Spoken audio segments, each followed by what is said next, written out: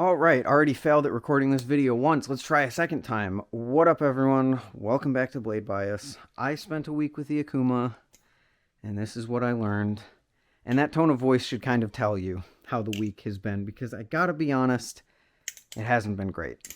First of all, getting everything out of the way, Akuma did send this to me for free to get my feedback on it, and for the interest of full transparency, they did offer me an affiliate code to use. But I declined because that kind of goes against how I view affiliate codes and all that. So the only thing that Akuma sent me was this. There's no payment. These are my opinions. I wasn't paid to say something else. I wasn't told to say something else. I don't even know if you guys care about that. I know I made the whole video about Blade Bias isn't reviews, so I don't know if you guys care about that disclaimer, but interest of full transparency, there you guys go, okay? Okay. So how was my week with the Akuma?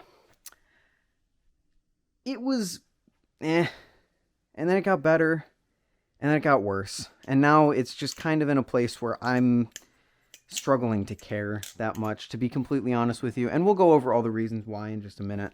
Let's start off with the objective points of the Akuma to kind of give it a little bit of a chance, you know. This is a balisong that is $70.75. Priced for $145. I know it's on sale right now, but I'm gonna evaluate it for the full price, not the sale price. So $145, 7075 aluminum bushings, Kraken-like side of the handles with the speed channel cut out and the jimping, a ring, an interesting blade profile. And that's about all I can say. The fact that I'm throwing it around the room kind of should tell you what I think about the flipping experience. The Akuma is a rollover / momentum-based flipper's dream and a fanner's nightmare. And as you can tell, probably from how I flip, I'm a fanner. It was in the original unboxing, but this thing just doesn't fan well. It fans so weird. If I put a ton of force, well, actually, first of all, if you try and do any sort of extended fans on it, it just fights you the whole time. Like,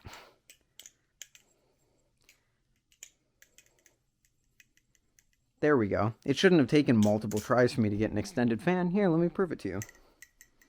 Oh, wow, that was easy. Okay, so it fans weird. It's just like, no matter how much effort you put into the fan, it doesn't care. It's going to fan at the same speed. A little effort, same speed as a lot of effort. Whereas on a balisong, I'm going to use the Prisma Pro a lot for comparisons today for reasons that will become apparent later. But if I try and fan on this thing, you can go fast, you can go slow. There's a very clear speed difference there, you know? The Prisma Pro rewards you for the extra force that you put into your tricks with extra speed. But if you don't want that extra speed, you don't need to do it. You can, it's an option. But with the Akuma, it's one speed. You fan short, or you fan light, you fan hard, one speed. And the Akuma itself, in all of the other areas of flipping, demands a slower flipping style. I was talking to Ted the other day, who also has one of these, and he said that it flips a lot like it's flipping in slow motion, and I totally agree. This thing demands a certain flipping speed, which I don't really like. I like to flip at my pace. Sometimes I want to flip slow, sometimes I want to flip fast. And I don't want my extra effort to just be for nothing when I'm fanning and all of that stuff. Now, besides that, the Akuma is good for rollovers and chaplains. I think the chaplains could perform a little bit better because they like to spin out. But overall, it's a pretty good experience. My biggest problem is that it carries so much momentum at the end of the handles that it feels... This is listed on the website as 4 ounces, right? This is my nemesis. And this is a balisong that has a lot of weight at the end of the handles, which makes it feel heavier than it should be. This feels lighter and more agile than the Akuma, despite the fact that it's 0.3 ounces. And let's go to the extreme. The Arctic, 4.6 ounces.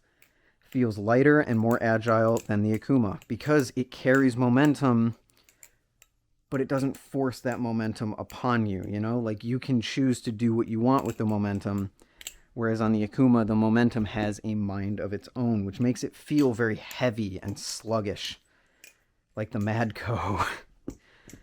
But it creates a flipping experience that's not my favorite, specifically for Z chokers fans and choker fans. If you're someone who likes heavy, like momentum-based flippers, maybe you'll like this. But it just creates an experience that it's like, this does not feel like 4 ounces. I would never guess 4 ounces in my life. Ever. Like if I do this, my fingers, yeah, I give out like maybe 6 rotations in. If I do, I'll do the Nemesis. The Nemesis is heavier.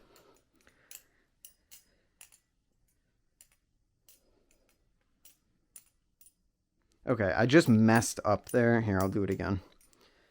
I can go for significantly longer, and my fingers are in much less, like, they're not as out of breath as they would be when I was doing that in the Akuma. So for all this extra, like, grip that you get in the sides, it kind of goes away because of the extra, like, weight that it feels like it has. Even the Prisma, which has nothing there. Granted, the Prisma is lighter, but, okay, my fingers are just, like, kind of fucked now. But I can, even though I'm incredibly exhausted, I could still get about as many as I could get on this, despite having no grip on the side. And while we're speaking of the grip on the side, the jimping's good. The jimping's nice and sharp. It digs into your hand. But this speed channel is really sharp. To the point where if you kind of like grab that too hard, too fast, I feel like it would actually cut you. And then the face, conversely, is so well machined that it almost provides no grip.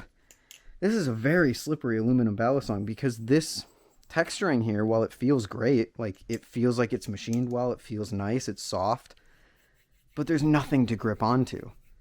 Like once you like actually have some weight on it and you have to keep a hold of it, it just goes away. Whereas something with the Prisma, like if I pinch the Prisma and I go across it, you can see there's points where my hands slow down because of the extra grip. You see that? Like, but if I do the same thing on the Akuma, squeezing harder, mind you, there's just nothing the whole way down. No extra grip. So it's just kind of weird, you know? So the flipping experience isn't my favorite, but that's subjective, whatever.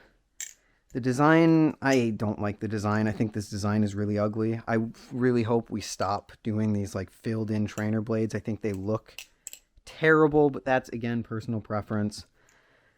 And the ring literally annoys me. It's like I said in the unboxing review, it's an annoying squid trainer. But now we get to the part where I have had the most trouble. You remember how I said I started out bad, got better, and then it got worse again? You get used to the flipping experience. I'm at the point where even though I'm dropping it so much, I can flip it. Like, it's far more enjoyable to flip than it was when I got it out of the box.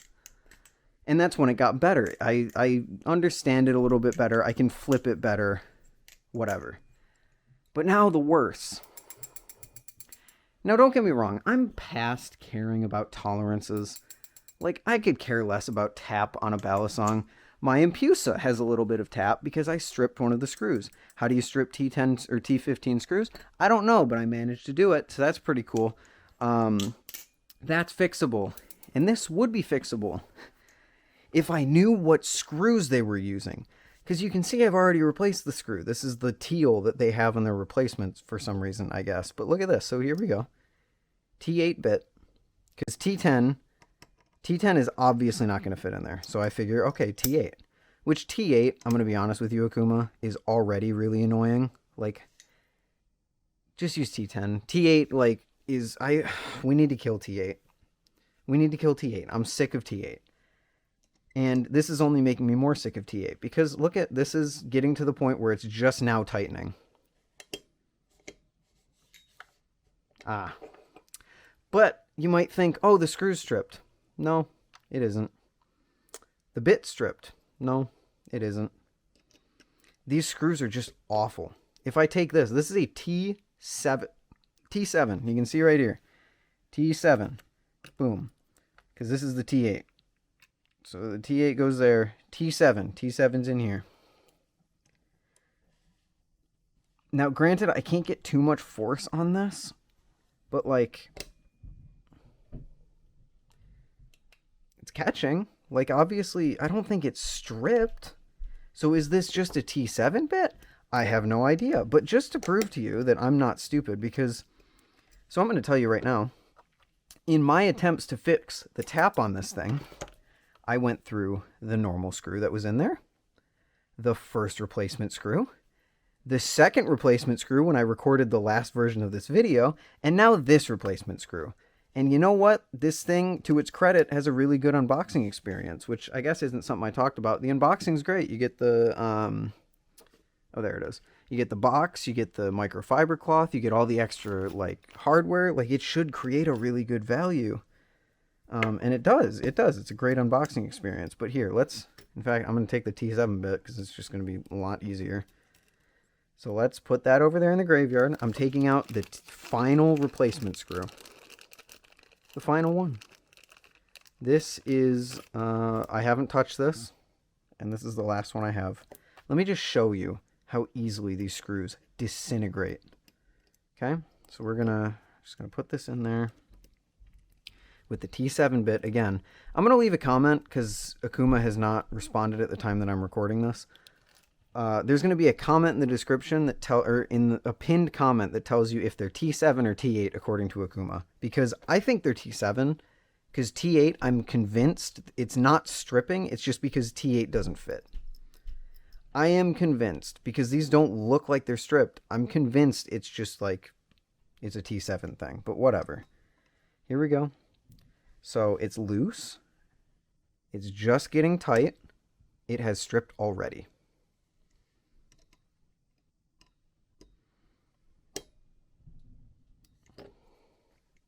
We have fixed the tap. That's like great. Cool. But it stripped that quickly. That was a quarter turn, maybe. Okay, so this is where we got it to before it stripped, right? It is now loose. It is now loose. What? I don't understand. It just annoys me so much. So maybe they're T7. If they're T7, why the hell are they T7? If they're T8, they're terrible T8 screws because they strip instantaneously to the point where you just like, I can't tighten it anymore. But maybe I don't want to tighten it anymore, because here's the final problem that I have tuning it. I can get rid of the tap, and right now it is like fixed, but the screw isn't all the way in there. Now if I get the screw, if we get past this like stripping problem, put a lot of downward force on it to the point where I'm shaking, tighten it.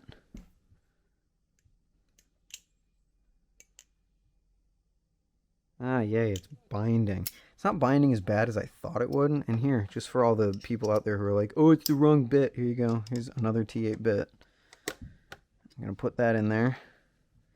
Tighten. And nope, can't do anything. So that's super cool. Where'd that T7 go? Here's the T7. I'm going to just crank this thing really quick. This screwdriver sucks. But my other huge problem with the Akuma is that, like, tap is fine. I don't care about tap anymore. I'm long past the days of caring about tap, especially on a balisong that costs as much as this does. Like, if a sub 150 balisong has tap, whatever, who cares? Go, like, move on, go next. But that's not my problem. My problem, I should actually try tightening the other side. I mean, the other side's, like, borderline stripped, too. My problem isn't that. It's the fact that the bushings are undersized. And this isn't even the worst of it. If I was actually able to properly tighten these screws to a point that on any other bushing balisong I would be happy, it's full on bind. Like, it doesn't swing. Which, that, I think, is a bit unacceptable for a $135 balisong. Let me just I'm going to try one more time to get it. I have to push down on it so hard because these screws just... And normally you would think these are a circle. No, they're not. I can still, like, it doesn't even look that stripped. It's like I can still see the star and everything. I don't get it. I don't get it, Akuma. please just let me tighten your screws so that I may show the audience that, these aren't even tight, by the way. Like, again, this is how far we've gotten it. Oh, it's loose now. That's like not even a quarter of a turn. It's like less than a quarter of a turn tight. So like for a bushing ballast song, that's not what you're going to want to, you're not going to want to have that on your knife, you know? You're going to want a tighter tune than that. Any bushing ballast song worth its salt, I'm going to go like a pretty decent way past that. I can't do it. I don't get it. But just like take my word for it. It is to the point where if I tighten this any more than the screws will freaking allow me, oh my gosh, there is a noticeable binding and undersized bushings, which is disappointing. And it brings me to the final point. I tuned out the tap at least, I guess. This is a ballast song. It's just like, sure, it flips fine. Sure, it looks cool, whatever. But anything else in its price range, I think, just blow this thing out of the water. Like, let's look at this. We got a Machine-Wise Prisma Pro. $5 more if you want a blemish one, by the way. T10 hardware. Look at that. That's so tight that I can barely unscrew it. So we're not talking about, oh, you just keep your ballast songs too tight. Like,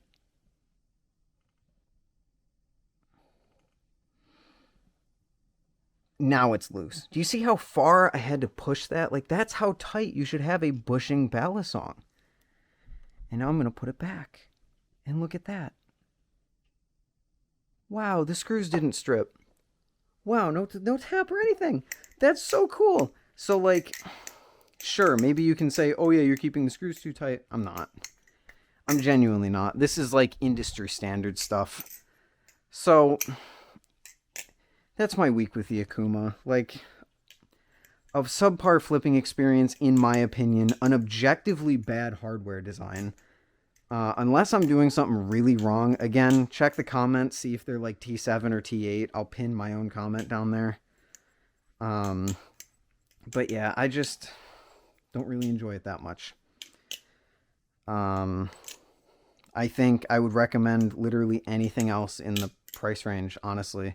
The Prisma Pro, the Arctic.